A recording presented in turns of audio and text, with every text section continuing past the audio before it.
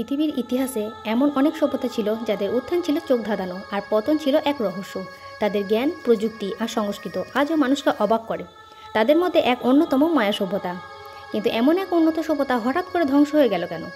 আজকে ভিডিওতে জানাবো মায়া সভ্যতা পতনের পেছনে লুকিয়ে থাকা সেই অজানা রহস্যগুলো। মায়া সভ্যতা গড়ে উঠেছিল আজকের মেক্সিকো, গুয়েতেমালা, হন্ডুরাস আর বেলিজের কিছু অংশ জুড়ে। এরা ছিল জ্যোতির্বিদ্যায় দক্ষ, নিজস্ব ক্যালেন্ডার ও ভাষা ছিল তাদের।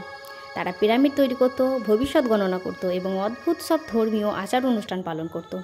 কিন্তু 900 খ্রিস্টাব্দের পর থেকে হঠাৎ করে মায়ানগরীগুলো ফাঁকা হতে শুরু করে। প্রাসাদ, মন্দির, নগর সব যেন কালের গর্ভে মিলিয়ে যায়। মায়ারা কৃষি, স্থাপত্য, গণিত এবং জ্যোতির্বিজ্ঞানে ছিল অপূর্ব দক্ষ। তারা শূন্যের ধারণা দিয়েছিল, সূর্যের গতি অনুযায়ী ক্যালেন্ডার বানিয়েছিল, এমনকি 1000 বছর আগে তারা ভবিষ্যৎ সূর্যগ্রহণের তারিখ নির্ধারণ করতে পারত। তাদের তৈরি পিরামিড আর মন্দিরগুলো আজও হাজার হাজার পর্যটকের আকর্ষণ। তাহলে প্রশ্ন জাগে, এত উন্নত একটা জাতি কিভাবে ধ্বংস হয়ে গেল? গবেষকরা মনে করেন মায়া সভ্যতার ধ্বংসের পেছনে ছিল একাধিক কারণ। এগুলোর মধ্যে সবচেয়ে উল্লেখযোগ্য কারণগুলি হলো: নাম্বার 1, জলবায়ু পরিবর্তন ও খরা। অনেক গবেষণায় দেখা গেছে 800 থেকে 1000 খ্রিস্টাব্দের মধ্যে প্রচণ্ড খরা দেখা গিয়েছিল। যেহেতু মায়াদের কৃষি নির্ভর সমাজ ছিল, তাই খরার কারণে ফসল নষ্ট হয়ে যায়, তাদের খাদ্য সংকট দেখা দেয়। নাম্বার 2, অতিরিক্ত বন উজাড় ও পরিবেশ ধ্বংস। মায়ারা প্রচুর বন উজাড় করেছিল তাদের পিরামিড ও মন্দির তৈরির জন্য। এর ফলে মাটির উর্বরতা হারায়, জল সংরক্ষণ কমে যায়, যা কৃষি ব্যবস্থায় ভয়াবহ প্রভাব ফেলে।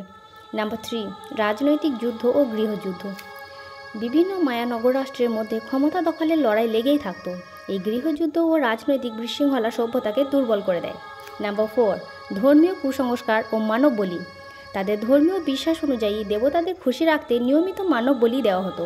এই নিষ্ঠুরতা এবং অন্ধবিশ্বাস অনেক সময় জনবিরোধ তৈরি করেছিল। নাম্বার 5, অভ্যন্তরীণ বিদ্রোহ। জনগণের ওপর অত্যাচার, করের বোঝা ও অভাব অনটনের কারণে অনেক সময় কৃষক শ্রেণী বিদ্রোহ করেছিল, যার ফলে শাসক শ্রেণী ক্ষমতা দুর্বল হয়ে যায়। তবে সব তথ্য থাকা সত্ত্বেও গবেষকরা এখনও শতভাগ নিশ্চিত হতে পারেননি কোনো একটি কারণে প্রধান ছিল নাকি সবগুলো মিলেই ধ্বংস ডেকে এনেছে। এটাই মায়া সভ্যতার রহস্যকে আরও গভীর ও চিত্তাকর্ষক করে তোলে। আজও গোয়াতে মালার গভীর জঙ্গলে বা ইউকাটান উপদ্বীপে পাওয়া যায় মায়া সভ্যতার ধ্বংসাবশেষ। এগুলো যেন আমাদের মনে করিয়ে দেয়, মানব সভ্যতার যতই উন্নতি হোক, প্রকৃতির নিয়মে সব কিছুই ক্ষণস্থায়ী। মায়া সভ্যতা আমাদের শিখিয়ে গেছে অতিরিক্ত লোভ, প্রকৃতি অবজ্ঞা এবং রাজনৈতিক অস্থিরতা কোনো সভ্যতাকে কতটা ভয়ঙ্কর পরিণতির দিকে নিয়ে যেতে পারে।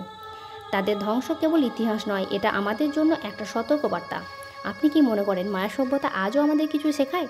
কমেন্টে জানিয়ে দিন আপনার মতামত। ভিডিও ভালো লাগলে লাইক দিন, আলোকময় বিশ্ব চ্যানেল সাবস্ক্রাইব করুন আর এমনই ইতিহাসের অজানা অধ্যায় জানতে আমাদের পাশে থাকুন।